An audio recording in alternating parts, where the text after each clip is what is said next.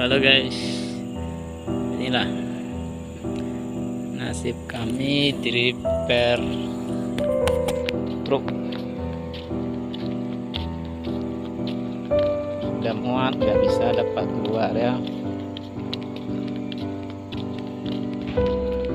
Jangan kalian cuma bisa menghina. Nih, kalian tengoklah nasib kami di repair truk. Nih, kalian tengoklah sendiri nih ya.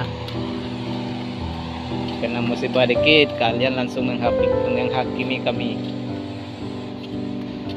Nih, kalian tengoklah.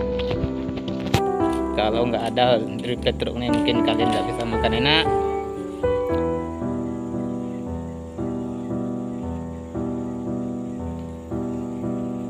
Kalau nggak ada repair truk ini, kalian mungkin nggak bisa makan sayur ini segala macam. Semangat repair seluruh Indonesia.